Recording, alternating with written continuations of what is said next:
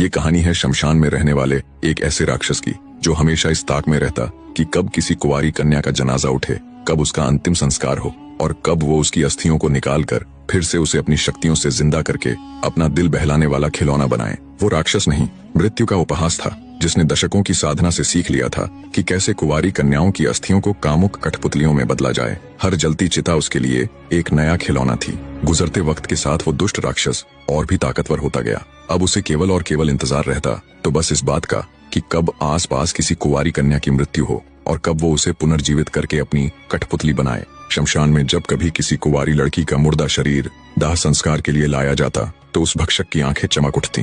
बीतते समय और उसकी साधना सिद्धियों ने उसे इतना बलशाली बना दिया कि अब उसकी मृत्यु लगभग नामुमकिन थी, क्योंकि उसके प्राण एक तोते में थे।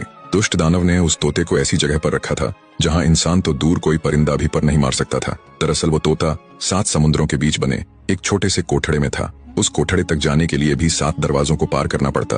उन 7 दरवाजों में हर दरवाजे के पीछे छिपी थी एक अत्यंत कठिन पहेली। उस पहेली को हल करने के बाद ही दरवाजा खुल सकता था। किसी भी मनुष्य के लिए 7 समुद्र पार करना ही नामुमकिन था, पर अगर कोई उस नामुमकिन रास्ते को पार कर भी लेता तो उसकी असली परीक्षा वो दरवाजे लेते, जिस कारण त्रैलोक्यसुर से पार पाना किसी मनुष्य तो क्या किसी देवता तक के लिए असंभव था। ज्यों-ज्यों उस दानव की शक्तियां बढ़ती गईं, त्यों-त्यों उसकी भूख भी बढ़ती चली गई। अब उस घिनौने राक्षस के लिए किसी पवित्र कन्या के मृत शरीर का इंतजार करना बर्दाश्त से बाहर होता जा रहा था। वक्त बीतता गया, दिन निकलते गए, धीरे धीरे दिन महीनों में तब्दील हो गए। बढ़ते समय के साथ त्रैलोक्यसुर की बेचैनी और उसके सब्र का बांध टूटता जा रहा था। फिर एक दिन वो हुआ जो कभी नहीं होना चाहिए था। त्रैलोक्यसुर अपनी प्रतिज्ञा की बेड़ियां तोड़कर किसी जीती जागती पवित्र कन्या की खोज में निकल पड़ा।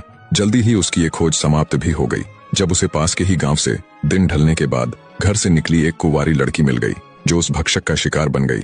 हमेशा अर्धजीवित कन्याओं के साथ खेलने वाले उस दुष्ट राक्षस के मुख जब किसी पूरी तरह जीवित लड़की का खून लगा तो मारे आनंद के वो बावरा हो गया। अब तो उसका ये रोज का कृत्य हो गया था। वो किसी कुंवारी कन्या का अपहरण करता और उसके साथ खूब मनमानी करता। जब उसका उससे दिल भर जाता तो उसे भी अपनी पुरानी कठपुतलियों के साथ छोड़ देता, मानो वो जीती जागती लड़कियां न होकर उसका कोई संग्रहालय हो। पर जब जब धरती पर बुराई ने अपनी सीमा को लांघने की कोशिश की है, तब तब उसे खत्म करने के लिए अच्छाई ने जन्म लिया है। बने रहें।